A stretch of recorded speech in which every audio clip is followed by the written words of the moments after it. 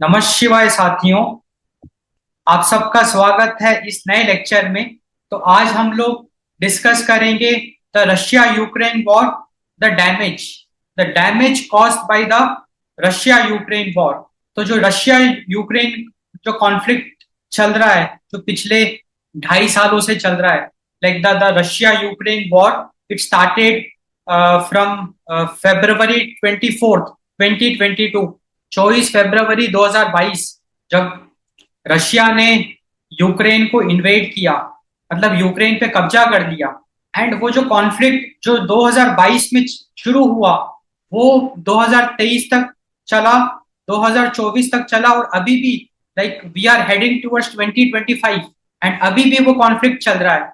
तो it's been a very long conflict, and definitely एक historic event है वो, 21st सेंचुरी का एक तरीके से सबसे भीषण युद्ध आप कह सकते हो। क्योंकि जो world war 1 and world war 2 वो 20th सेंचुरी में हुए थे। तो 21st सेंचुरी का फर्स्ट वॉर, जहाँ पे कि रशिया ने यूरोप की एक कंट्री यूक्रेन को पूरी तरीके से तबाह कर दिया। तो इस लेक्चर में हम लोग डैमेज डिस्कस करेंगे, the damage caused by the Russia Ukraine war. अब यहाँ पे इस लेक्चर का यूपीएससी से क्या रेलेवेंस है? तो यहाँ पे बेसिकली जब भी वॉर होता है, तो the damage caused by the war, war की वजह से जो भी हानि पहुंची, उसको भी एनालाइज करना बहुत इंपॉर्टेंट है। It is a very critical aspect कि कोई भी अगर युद्ध हो रहा है, तो उस युद्ध की वजह से क्या क्या लॉसेस उस कंट्री को झेलना पड़ा, लाइक यूक्रेन में क्या क्या लॉसेस हुए इस युद्ध की वजह से, रशिया यूक्रेन कॉन्फ्लिक्ट की वजह से, उसको हम थोड़ा सा डिस्कस करेंगे। हम इस तरीके से डिस्कस करेंगे कि की पॉइंट्स हम डिस्कस करेंगे, सो दैट उसको आप अपने आंसर्स में यूज कर सकते हो। क्योंकि अल्टीमेटली इस लेक्चर का उद्देश्य, इस लेक्चर का मेन इंटेंशन यही है कि to help you in answer writing and to help you in analysing the current events. And इस पर्टिकुलर लेक्चर में we will be analysing the damage caused by the Russia Ukraine conflict. तो चलिए शुरू करते हैं आज का लेक्चर। इस लेक्चर में हम लोग डिस्कस करेंगे damage caused by the Russia Ukraine war. तो हम कुछ डायमेंशंस पे फोकस करेंगे। तो let us look at those dimensions. उस पे हम डिटेल में थोड़ा सा कुछ नंबर्स के साथ कुछ फैक्ट्स, कुछ इंपॉर्टेंट फैक्ट्स हम डिस्कस करेंगे, so that that will be very helpful in your exam preparation. पहले हम लोग डिस्कस करेंगे द ह्यूमन लॉस। क्योंकि जो वॉर हुआ उसकी वजह से काफी ज्यादा लोगों की जान भी चली गई, क्योंकि दिन दहाड़े वहां पे मेन सिटी में मिसाइल्स गिराई गई, एंड वो जो मिसाइल्स है वो सिविलियंस पे भी गिरी। तो द ह्यूमन लॉस, सबसे पहले हम इसको डिस्कस करेंगे। फिर हम डिस्कस करेंगे रेफ्यूजी वाला एस्पेक्ट। एक्चुअली हुआ क्या कि वॉर की वजह से दिन दहाड़े वहां पे मिसाइल्स गिरी प्राइम सिटीज में, तो लोग अपनी जान बचाने के लिए शहर छोड़ छोड़ के भाग गए। इनफैक्ट वो कंट्रीज को भी छोड़ छोड़ के भाग गए। एंड भाई उनका सब कुछ उजड़ गया, तो वो एक तरीके से रेफ्यूजी बन गए। तो ये एक बहुत बड़ी क्राइसिस अपने को देखने को मिला कि according to the numbers 8 million से ज्यादा लोग, लाइक 80 80 लाख से ज्यादा लोग अपना घर गृहस्थी सब छोड़ छोड़ के भाग गए, तो वो रेफ्यूजी बन गए। एंड उसमें से 40 लाख लोग, 4 मिलियन लोग वापस आ गए, बट उनका सब कुछ उजड़ गया। तो ये जो रेफ्यूजी क्राइसिस है, ये भी एक बहुत बड़ा डैमेज है caused by the Russia Ukraine war. इसको हम काफी डिटेल में डिस्कस करेंगे। तो हम क्या क्या फोकस करेंगे? द ह्यूमन लॉस, जो लोगों की जान गई, एंड द रेफ्यूजी क्राइसिस। एक और बहुत इंपॉर्टेंट मुद्दा हमको डिस्कस करना है, ये जो वॉर हुआ, अब रशिया ने सिर्फ अटैक नहीं किया, रशिया ने तो इतनी हदें पार कर दी कि काफी सारे जो यूक्रेनियन लोग हैं, लाइक जो मिलिट्री, जो सोल्जर्स जिन्होंने वॉर में पार्टिसिपेट किया, यूक्रेन का बचाव किया, उनको बंदी बना लिया। एंड काफी सारे सिविलियंस को बंदी बना के रशियन जेल्स में डाल दिया। तो ये भी एक बहुत ही खतरनाक या एक बहुत दर्दनाक एक इंसिडेंट हुआ, because in this Russia Ukraine conflict, जहाँ पे कि जो जो Ukrainian army and civilians who resisted, who opposed the Russian intrusion, they were held by the Russian armed forces and they were sent to prisons. तो बंदी बना लिया गया, यूक्रेनियन आर्मी के जवानों को बंदी बना लिया गया, यूक्रेनियन सिविलियंस को बंदी बना लिया गया। इस एस्पेक्ट को भी हम काफी डीप लेवल पे डिस्कस करेंगे। एंड इसके साथ साथ रशिया ने ये भी एक बहुत ही दर्दनाक चीज करी कि जो वहां पे यूक्रेनियन चिल्ड्रन हैं, जो छोटे छोटे बच्चे भाई जो अनाथ हो गए, क्योंकि भाई मिसाइल्स गिरी वहां पे, दिन दहाड़े अटैक हुआ, तो कितने लोग वहां पे उनके पेरेंट्स की जान चली गई। तो कितने सारे जो बच्चे हैं, चिल्ड्रन, उनको अनलॉफुली वहां से डिपोर्ट कर दिया। डिपोर्ट मतलब यूक्रेन से उनको कहीं और भेज दिया अनलॉफुली। ये एक इलीगल है ना, एक तो एक तरीके से ह्यूमन ट्रैफिकिंग हो गया। तो उन्होंने बच्चों का ह्यूमन ट्रैफिकिंग कर दिया रशिया ने। ये भी एक बहुत ही ब्रूटल एक एक्ट ऑफ क्राइम आप कह लो। एंड ये इतना ब्रूटल एक्ट था कि इसके तहत जो इंटरनेशनल क्रिमिनल कोर्ट है, उसने पुतिन के अगेंस्ट अरेस्ट वारंट जारी कर दिया। तो ये इस एस्पेक्ट को भी हम काफी डिटेल में डिस्कस करेंगे। ये भी एक काफी इंपॉर्टेंट डायमेंशन है when we are discussing the damage caused by the Russia Ukraine war. And अगला जो एस्पेक्ट है that is the attack on civilian and critical infrastructure. जो रशिया है उसने टारगेटेड मिसाइल्स लॉन्च करी on critical infrastructure of Ukraine. Ukraine की जो prime cities है, वहां का जो क्रिटिकल इंफ्रास्ट्रक्चर है, वहां के schools, universities, medical facilities, hospitals, या जो कल्चरल जो बिल्डिंग्स है ऑफ हिस्टोरिकल सिग्निफिकेंस, सबको तबाह कर दिया, पूरी तरीके से तबाह कर दिया, मतलब जला के राख कर दिया। तो इस एस्पेक्ट को भी हम डिस्कस करेंगे, अटैक ऑन इंफ्रास्ट्रक्चर। फिर हम डिस्कस करेंगे इकोनॉमिक लॉसेस, क्योंकि डेफिनेटली इतने बड़े लेवल पे अटैक हुआ, आज 3 साल से ज्यादा मतलब 3 साल होने को है, अभी भी युद्ध चल रहा है, तो कितना बड़े लेवल पे इकोनॉमिक लॉस हुआ उसको भी हम डिस्कस करेंगे, की पॉइंट्स ऑन दिस डायमेंशन।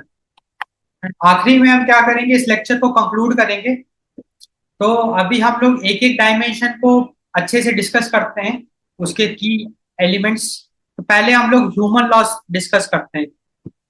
तो डेफिनेटली देखो, बात ऐसी है ना कि जब भी इस इतने बड़े लेवल पे युद्ध होता है, जहाँ पे कि रशिया ने पूरे यूक्रेन की जो प्राइम सिटीज है उसको पूरी तरीके से तबाह कर दिया, तो डेफिनेटली बहुत सारे लोगों की जान गई है। अब एग्जैक्ट नंबर वो छुपाया जाता है, एग्जैक्ट नंबर को कभी भी मीडिया में नहीं बताया जाता, but still we can very easily see that thousands of civilians, बड़े आराम से, क्योंकि जिस लेवल का उन्होंने अटैक किया है, thousands of innocent civilians they died, thousands of civilians lost their life. And इसके साथ साथ अच्छा, मोर देन 600 चिल्ड्रन, ये तो एक ऐसे ही नंबर है ना, ये नंबर डेफिनेटली बहुत बड़ा नंबर है, बट जो मीडिया रिपोर्ट्स में जो डेटा अपने को देखने को मिलता है उसमें मोर than 600 children they also lost their life. तो जब भी मैं रशिया यूक्रेन वॉर का क्या कहते हैं इफेक्ट डिस्कस करूं या डैमेज डिस्कस करूं, damage on the Ukraine, damage on the Ukraine, तो human loss is a very serious thing to be considered, जहां पे हजारों लोगों की जान चली गई, more than 600 children they lost their life. And इसके साथ साथ कितने सारे लोग विकलांग हो गए, क्योंकि भाई जब अटैक हुआ तो इंजर्ड हो गए ना, सीवियर इंजरीज टू सिविलियंस। तो ये सारा ह्यूमन लॉस अपने को देखने को मिलता है। अगला जो एस्पेक्ट है वो है रेफ्यूजी वाला। इसमें बेसिकली रेफ्यूजी में क्या है कि कितने लाखों लोग, लाइक 80 लाख लोग अपनी जान बचाने के लिए प्राइम सिटीज में जहां वो रह रहे थे उसको छोड़ के भाग गए, और वो रेफ्यूजी बन गए, क्योंकि वो अपना घर बार सब छोड़ दिया, उनके पास कुछ भी नहीं है। वो कुछ लोग तो मतलब ज्यादातर लोग कंट्री छोड़ के भाग गए, अब वो भटक रहे हैं इधर उधर, so they have become refugee. So this is the refugee crisis of the Russia Ukraine war. तो बेसिकली इसको अच्छे से डिस्कस करने के लिए हम लोग यूएनएचआरसी, यूएनएचसीआर का डेटा यूज करेंगे। अब इसका फुल फॉर्म क्या होता है वो मैं लिखता हूँ, UNHCR, United Nations high commissioner for refugees. इसका हम डेटा यूज करेंगे, जिसको हम ऑथेंटिक डेटा मान सकते हैं, यूएनएचसीआर का data, United Nations high commissioner for refugees. इससे आपको पूरी पिक्चर क्लियर होगी, आपको समझ में आएगा कि कितना ये एक सीवियर क्राइसिस है, ये जो रशिया यूक्रेन वॉर है, तो it has impacted Ukraine very deeply. इस वॉर की वजह से over 8 millions, over 8 million Ukrainians left the country, वो कंट्री छोड़ के भाग गए। 80 लाख से ज्यादा लोग अपनी कंट्री को छोड़ के वो भाग गए जान बचाने के लिए, सीकिंग रेफ्यूज। इससे ज्यादा शर्मनाक और क्या हो सकता है, इससे ज्यादा दर्दनाक और क्या हो सकता है। एंड डेफिनेटली जब थोड़ी सी सिचुएशन कंट्रोल में आई, तो like half of them they return back, over half of them return back. But still वो जब वापस भी आए तो उनका पूरा घर गृहस्थी सब उजड़ गया, क्योंकि वो पूरा सब कुछ तहस नहस हो गया ना। So attack on a country और attack on prime cities is the attack on the civilisation. तो पूरा का पूरा जो यूक्रेनियन सिविलाइजेशन है वो इंजर हो गया बुरी तरीके से। तो ये UNHCR का डेटा है, so we can rely on this and this you can use in your answer writing. 7 billion people became internally displaced persons। 7 million, 70 lakh लोग वो कंट्री छोड़ के नहीं भागे, बट एक सिटी से दूसरी सिटी चले गए, लाइक इंटरनली वो डिस्प्लेस हो गए, क्योंकि जिन सिटीज पे अटैक हुआ वो सिटी छोड़ के वो किसी दूसरी सिटी में चले गए। As of November 2024, about 3.6 million people they still remain internally displaced. तो ये जो रेफ्यूज वाला एस्पेक्ट है ये भी बहुत दर्दनाक है। Like like it is very concerning कि ये जो भी रशिया ने यूक्रेन पे अटैक किया, तो लोगों की जान तो गई, काफी सारे मासूम बच्चों की भी जान गई, काफी सारे सिविलियंस इंजर हुए, that is the human loss. इसके साथ साथ जो ये रेफ्यूज वाला क्राइसिस है ये बहुत कंसर्निंग है, जहाँ पे कि हमने देखा United Nations high commissioner for refugee data, ये डेटा ये कहता है कि 80 लाख से ज्यादा यूक्रेनियन कंट्री छोड़ के भाग गए, उसमें से 50% से ज्यादा वापस आ गए, बट उनका सब कुछ तहस नहस हो गया है। 70 लाख से ज्यादा लोग इंटरनली डिस्प्लेस हो गए, वो सब अपना घर बार सब छोड़ के किसी दूसरी सिटी में चले गए अपनी जान बचाने के लिए। And as of November 2024, 36 lakh people they still are internally displaced. तो ये वाला भी डायमेंशन हमने डिस्कस किया।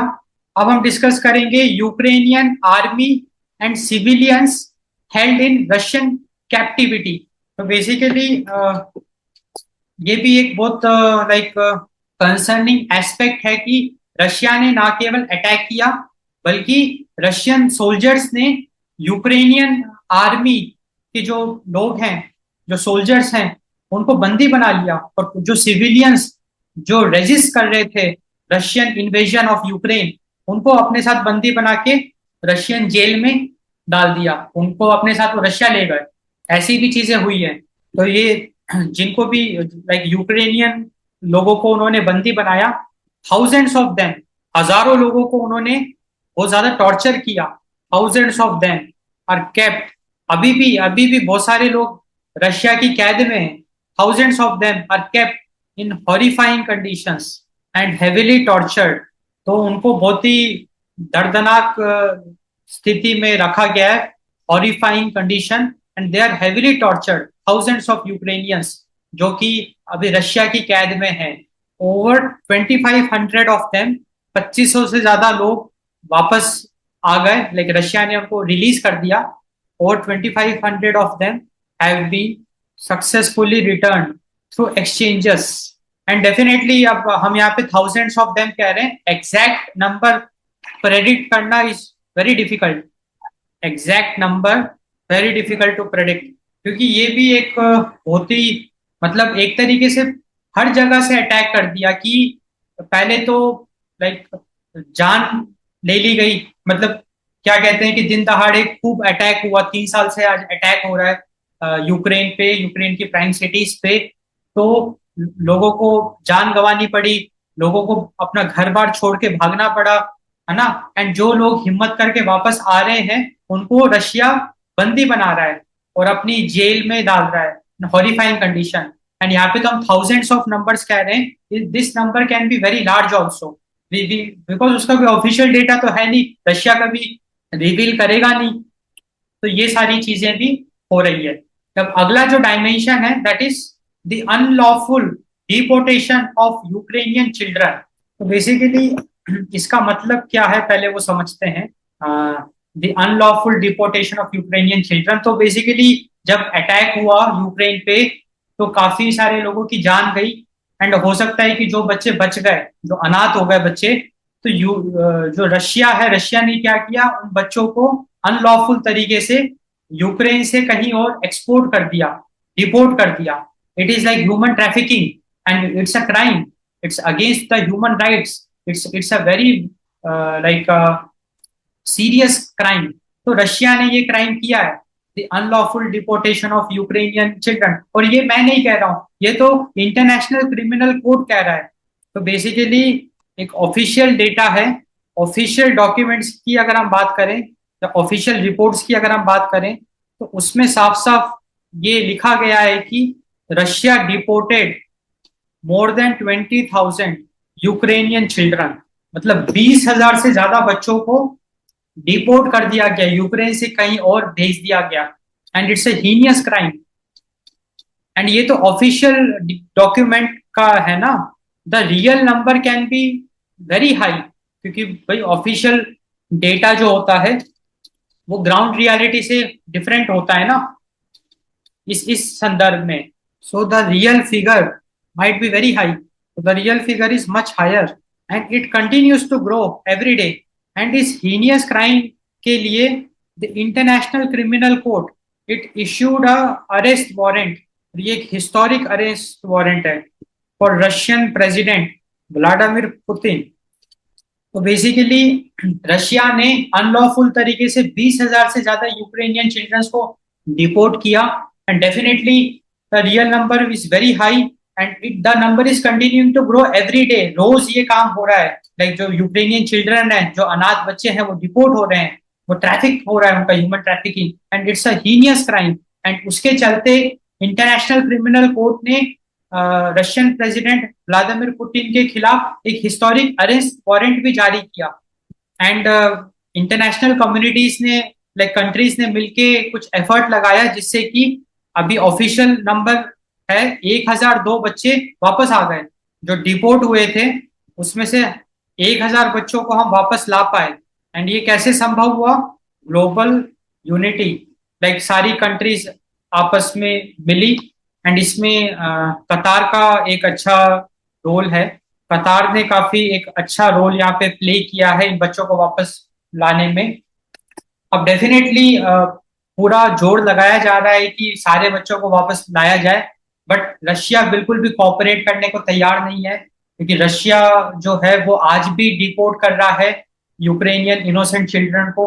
व्लादिमीर पुतिन जो रशियन प्रेसिडेंट है, उनके खिलाफ हिस्टोरिक अरेस्ट वारंट जारी कर दिया गया है इंटरनेशनल क्रिमिनल कोर्ट के द्वारा। उसके बावजूद भी ये चीजें अभी भी कंटिन्यू चल रही है, ये रुकने का नाम नहीं ले रही है। और अब तो चीजें उतनी गंभीर हो गई है कि अब तो ये Russian president nuclear missiles, nuclear war की बात करने लग गए। वो न्यूक्लियर वॉर, न्यूक्लियर मिसाइल्स की ड्रिल कर रहे हैं, न्यूक्लियर मिसाइल्स को नॉर्थ कोरिया में डिप्लॉय कर रहे हैं। एंड वो कह रहे हैं कि हम तो न्यूक्लियर वॉर करेंगे। तो ये तो मतलब चीजें और ज्यादा वर्सन होती जा रही है। अब अगला जो डायमेंशन हमको डिस्कस करना है, that is attack on civilian and critical infrastructure. तो बेसिकली रशिया ने जानबूझ के लाइक टारगेटेड अटैक्स करे, जो रशियन मिसाइल्स है उसने टारगेटेड अटैक करे on Ukrainian infrastructure, Ukrainian infrastructure को तबाह करने के लिए टारगेटेड मिसाइल लॉन्च करी गई, जिसकी वजह से यूक्रेन को भारी नुकसान झेलना पड़ा। 3,793 एजुकेशनल इंस्टीट्यूशंस ये डिस्ट्रॉय हो गए। अब यहाँ पे एजुकेशनल इंस्टीट्यूशंस में आपका स्कूल, कॉलेजेस, यूनिवर्सिटी सब कुछ आ जाएगा। 1,714 मेडिकल इंस्टीट्यूशंस ये तबाह हो गए। मेडिकल इंस्टीट्यूशंस में आपके मेडिकल हॉस्पिटल्स, मेडिकल कॉलेजेस सब कुछ आ जाएगा। तो आप नंबर देखो ना कि कितना भारी मात्रा में नुकसान पहुंचाया गया है। तो यूक्रेन की जो प्राइम सिटीज है उसको पूरी तरीके से तबाह कर दिया। तो इतने सारे एजुकेशनल इंस्टीट्यूट्स को तबाह कर दिया, 1,714 मेडिकल इंस्टीट्यूशंस को तबाह कर दिया। Targeted attack, more than 2,100 objects of cultural infrastructure उसको तबाह कर दिया गया। इसमें बेसिकली कल्चरल हेरिटेज साइट क्योंकि यूक्रेन की जो सिटीज है कितनी वो सुंदर सिटीज थी, कितने अच्छे अच्छे वहां पे कल्चरल हेरिटेज साइट्स थे, पूरा सब कुछ तबाह कर दिया। म्यूजियम्स, कितनी पुरानी पुरानी लाइब्रेरीज, थिएटर्स, जो हिस्टोरिक थिएटर्स एंड जो हिस्टोरिकल मॉन्यूमेंट्स, सबको तबाह कर दिया। यूक्रेन के जितने भी हिस्टोरिकल मॉन्यूमेंट्स थे। तो आप अंदाजा लगाइए कि attack on civilian and critical infrastructure की अगर हम बात करें तो कितने बड़े लेवल पे नुकसान पहुंचाया गया है। और जो 3 साल से ये युद्ध हो रहा है ना, तो मजाक तो है नहीं। युद्ध का मतलब क्या है कि कंटिन्यूअसली डेली बेसिस पे मिसाइल से एक दूसरे पे फायर करी जा रही है। और रशिया का भी नुकसान हुआ है। रशिया का जो नुकसान है वो हम किसी दूसरे लेक्चर में डिस्कस करेंगे। इस लेक्चर में तो हमारा फोकस ये है कि रशिया यूक्रेन वॉर की वजह से यूक्रेन को क्या हानि पहुंची। तो यूक्रेन को आप डैमेज आप देखिए कि 3,793 एजुकेशनल इंस्टीट्यूशन तबाह हो गए, 1714 मेडिकल इंस्टीट्यूशन पूरी तरीके से तबाह हो गए, more than 2100 objects of cultural infrastructure, जिसमें कि cultural heritage sites, museums, libraries, theatres, historical monument, सब कुछ तबाह हो गया। तो this is the severity of the war.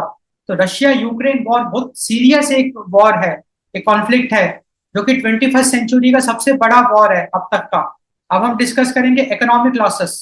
तो डेफिनेटली इकोनॉमिक लॉस का मतलब क्या है कि जो भी इकोनॉमिक एक्टिविटी है वो पूरी तरीके से ठप हो गई, क्योंकि यूक्रेन में तो भाई जितनी भी इंडस्ट्रीज है, जो भी मैन्युफैक्चरिंग हो रहा है, क्योंकि जब लोग ही वहां पे नहीं है, लोग ही अपनी जान बचा बचा के भाग रहे हैं। जो यूक्रेन की प्राइम सिटीज है वहां पे 80 लाख लोग वहां से कंट्री छोड़ के भाग गए। इकोनॉमी तो पूरी बैठ गई ना भाई, कोई भी इकोनॉमिक एक्टिविटी अच्छे से हो ही नहीं रही है। तो यूक्रेन को बहुत बड़े लेवल पे इकोनॉमिक लॉस भी झेलना पड़ रहा है। और अगर हम वर्ल्ड बैंक का डेटा कंसिडर करें, so according to World Bank estimate, total economic losses of Ukraine exceed $400 billion, which is a very big number. Ukraine को $400 बिलियन का लॉस झेलना पड़ रहा है इस वॉर की वजह से, which is a very big number. तो ये तो लॉस है जो उसकी इकोनॉमिक एक्टिविटी नहीं हो रही है उसकी वजह से। बाकी जो इंफ्रास्ट्रक्चर डैमेज हुआ है उसका लॉस तो अलग ही है। Restoration of the destroyed infrastructure, it requires at least $500 billion, which is a very big number. तो इंफ्रास्ट्रक्चर को रिस्टोर करना प्लस जो इकोनॉमिक एक्टिविटी की वजह से जो लॉस हुआ और इंफ्रास्ट्रक्चर की वजह से जो लॉस हुआ, it is close to $1 trillion. तो $1 ट्रिलियन के आसपास का लॉस यूक्रेन को झेलना पड़ा उस युद्ध की वजह से, which is very shocking. And इसके साथ साथ D mining of the territories. अच्छा, इसका मतलब क्या ये समझते हैं हम लोग, D mining of the territories. तो बेसिकली यूक्रेन ने क्या किया अपने बॉर्डर्स को बचाने के लिए, क्योंकि रशिया ने यूक्रेन पे अटैक 3 जगह से किया। ईस्ट में रशिया से अटैक किया, नॉर्थ में बेलारूस से, और साउथ में क्रीमिया से। तो यूक्रेन ने अपनी बॉर्डर्स को बचाने के लिए बड़े मात्रा में माइंस बिछा दिए, बहुत बड़े मात्रा में माइंस बिछा दिए, क्योंकि फिर माइंस को न्यूट्रलाइज तो किया जा नहीं सकता है। माइंस के ऊपर से आप चलोगे, माइंस ब्लास्ट होगी, तब जाके वो एरिया आपका क्लीन होगा। तो यूक्रेन ने बड़ी भारी मात्रा में माइंस बिछाई है। अब उस माइंस को साफ करने के लिए जो खर्चा है वो $35 बिलियन का है। या इसको अगर आप उल्टी तरीके से अगर आप देखें तो ये माइंस को सेटअप करने में यूक्रेन ने $35 बिलियन लगा दिए। तो हमने देखा कि कैसे रशिया यूक्रेन वॉर ने यूक्रेन को पूरी तरीके से तबाह कर दिया। Like the damage cost is severe, unimaginable damage. क्योंकि हम कभी सपने में भी नहीं सोच सकते कि भाई किसी सिटी पे या किसी कंट्री की प्राइम सिटीज पे दिन दहाड़े इस तरीके से अटैक कोई कर सकता है क्या, वो भी 21st सेंचुरी में, जहाँ पे कि यूनाइटेड नेशंस है, जहाँ पे कि कितने लाइक डेवलप्ड कंट्रीज के बीच में इतनी अच्छी हारमोनी अपने को देखने को मिलती है। इतने सारे हम समिट्स करते हैं, G20, G7, ब्रिक्स, जहाँ पे हम लोग पीस एंड हारमोनी की बात करते हैं। एंड उस युग में ऐसी घटना जहाँ पे कि रशिया ने यूक्रेन को पूरी तरीके से तबाह कर दिया। ह्यूमन लॉस आप देखो, thousands of civilians lost their life, more than 600 childrens lost their life, severe injuries to civilians, कितने सारे लोग रेफ्यूजी हो गए, 80 लाख से ज्यादा लोग, 70 लाख से ज्यादा लोग इंटरनली डिस्प्लेस हो गए, कितने हजारों लोगों को बंदी बना लिया गया। यूक्रेन के जो सोल्जर्स है, सिविलियंस है, they are been tortured and kept in horrifying conditions in the Russian prisons and unlawful deportation of the Ukrainian children. This is very heinous crime. जहाँ पे कि जो यूक्रेनियन लाइक 20,000 से ज्यादा, ये ऑफिशियल डेटा है, 20,000 से ज्यादा यूक्रेनियन चिल्ड्रन को वहां से डिपोर्ट किया गया and real figure is very high and daily ये एक्टिविटी हो रही है एंड इंटरनेशनल क्रिमिनल कोर्ट ने अरेस्ट वारंट भी जारी किया रशियन प्रेसिडेंट के अगेंस्ट। उसके बावजूद भी 2024 में कितने बड़े लेवल पे ब्रिक्स समिट होता है, रशिया ने ऐसी ऐसी हरकतें करी, उसके बावजूद भी ब्रिक्स समिट होता है, रशिया होस्ट करता है ब्रिक्स समिट को एंड जो भी बड़ी बड़ी पावर्स है, जो लीडर्स हैं, वो पार्टिसिपेट करते हैं एंड बिल्कुल भी रशिया को समझाते नहीं है कि प्लीज लाइक जो भी वो ह्यूमन वैल्यूज के अगेंस्ट काम कर रहा है, like they are not opposing it. So this is also very a serious concern in front of us. Attack on civilian and critical infrastructure, पूरा इंफ्रास्ट्रक्चर बर्बाद कर दिया। लाइक कितने सारे educational institutions, medical institutions, 3793 educational institutions, 1714 medical institutions, more than 2100 objects of cultural infrastructure, जहाँ पे कि पूरी की पूरी तरीके से तबाह कर दिया गया। और इकोनॉमिक लॉसेस की अगर हम बात करें तो पूरी यूक्रेन की इकोनॉमी ठप पड़ गई। 400 बिलियन से ज्यादा का, $400 बिलियन से ज्यादा का लॉस बुक करना पड़ा यूक्रेन को। और उसका जो इंफ्रास्ट्रक्चर लॉस है it is more than $500 billion. और जो उसने माइनिंग करी, लैंड माइंस बिछाए अपने बॉर्डर्स को प्रोटेक्ट करने के लिए, इट एक्सीड्स अबाउट $35 बिलियन। तो unimaginable losses can be seen. So it like the damage to Ukraine. तो होपफुली इस लेक्चर में आपको काफी सारा डेटा पॉइंट एंड कुछ अच्छे अच्छे फैक्ट्स पता चले रशिया यूक्रेन वॉर के बारे में and specially the damage cause to Ukraine, Ukraine को क्या डैमेज झेलना पड़ा इस वॉर की वजह से, वो अपने को बिल्कुल समझ में आया। अब हम थोड़ा सा कंक्लूजन पे डिस्कस करते हैं कि अब सबसे बड़ा क्वेश्चन हमारे सामने ये है कि Ukraine is a very small country as compare to Russia. Economic wise भी यूक्रेन नन्ना सा है, like Ukraine is like a चूहा और and and Russia is like an elephant. तब भी यूक्रेन टिका कैसे हुआ है? आज 3 साल होने को है, इतनी छोटी कंट्री। मतलब रशिया एक तरफ तो उसने इतने हीनियस क्राइम किए, इतने बड़े लेवल पे तबाही मचाई, तो भी वो यूक्रेन को पूरी तरीके से कैप्चर कर क्यों नहीं पाया? क्योंकि रशिया भी तो अपने रिसोर्सेस को फूक रहा है। आज 3 साल से वॉर चल रहा है, रशिया भी कितनी मिसाइल्स अपनी वेस्ट कर रहा है यूक्रेन पे, जो कि पहले से ही तबाह हो चुका है। अभी भी वो यूक्रेन को कॉन्कर क्यों नहीं कर पा रहा है? वो भी एक सबसे बड़ा सवाल है ना उस। और जहां पे कि हमने देखा कि यूक्रेन तो पूरी तरीके से तबाह हो चुका है, पूरा उसका इंफ्रास्ट्रक्चर खत्म हो गया, वहां के लोग छोड़ छोड़ के भाग गए, अब वहां पे ना कोई इकोनॉमिक एक्टिविटी हो रही है, इकोनॉमिक लॉसेस कितना उसने झेला, तो टिका कैसे हुआ यूक्रेन? उसका आंसर है फंडिंग फ्रॉम नेटो। तो जो वेस्ट है, वेस्ट का पूरा सपोर्ट यूक्रेन को मिल रहा है एंड यहाँ पे यूरोप एंड अमेरिका बहुत बड़े लेवल पे यूक्रेन को फंड कर रहा है। और फंड क्या कैसे कर रहा है? मिलिट्री वेपन्स फंड कर रहा है। वो फंड ऐसे नहीं कर रहा कि लोगों को रिलीफ पहुंचाया जाए, वो भी हो रहा है बट वो उस लेवल पे नहीं हो रहा है जिस लेवल पे होना चाहिए। आप रिपोर्टिंग देखो ना, रशिया यूक्रेन वॉर की जितने बड़े से बड़े आप मीडिया कवरेज की रिपोर्टिंग देखो, कोई भी ग्राउंड लेवल पे लोगों का दर्द शेयर नहीं कर रहा है। लोगों की गृहस्थी उजड़ गई, किसी ने इस बारे में बात नहीं करी, लोग रेफ्यूजी बन गए, उनका क्या हाल है, वो कहाँ पे है, वो कैसा जीवन उनका चल रहा है, उस पर कोई बात नहीं कर रहा है। बस न्यूज में आपको यही देखने को मिलेगा कि इसने इस पे अटैक किया, इसने इस पे ये मिसाइल लॉन्च करी, पूरा फैब्रिकेटेड न्यूज कवरेज आपको देखने को मिलेगा। ये भी एक अनफॉर्चुनेट सिचुएशन है। तो अमेरिका एंड यूरोप का पूरा फंड यूक्रेन को मिल रहा है in terms of military weapon. और हमको ऐसा लग रहा है कि यूरोप एंड अमेरिका रशिया के साथ प्रॉक्सी वॉर कर रहा है वाया यूक्रेन। यूक्रेन को मोहरा बना दिया एंड यूक्रेन के थ्रू रशिया पे अटैक किया जा रहा है। ये अपने को देखने को मिलता है प्रॉक्सी वॉर। क्योंकि जैसे जो बाइडेन जब प्रेसिडेंट थे यूनाइटेड स्टेट्स ऑफ अमेरिका के, तो 500-600 बिलियन डॉलर की तो फंडिंग सिर्फ जो अमेरिका ने अप्रूव कर दी यूक्रेन को, वो भी वेपन्स की फंडिंग, वो बड़े लेवल पे वेपन्स दिए गए एंड वो वेपन्स आज चलाए जा रहे हैं रशिया के ऊपर। तो तो रशिया पे प्रेशर क्रिएट किया जा रहा है, एक तरीके से प्रॉक्सी वॉर चल रहा है ये, जहाँ पे कि अमेरिका एंड यूरोप ने यूक्रेन को फ्रेंच फ्रूट पे लेके आ गए, वो पीछे से यूक्रेन के थ्रू रशिया पे अटैक कर रहे हैं। ऐसी this is the geopolitical order और the equation which we can see. अब ये जो रशिया यूक्रेन वॉर है, ये लाइक लार्जेस्ट वॉर है after the second world war. Second world war के बाद इतने बड़े लेवल पे कोई भी वॉर अपने को देखने को नहीं मिला। तो after world war two, Russia Ukraine war is the largest war, and definitely Ukraine is facing the challenge of the century. Ukraine पे बहुत ज्यादा प्रेशर है, वो पूरे तरीके से तबाह हो चुका है। वहां के लोग बहुत दर्दनाक स्थिति में वो आज हैं। तो it is facing a challenge, and उनके सामने चैलेंज क्या है? The challenge to rebuild the country, the challenge to bring people back, and the challenge to like restart the economy. वहां की इकोनॉमी को फिर से रीस्टार्ट करना पड़ेगा।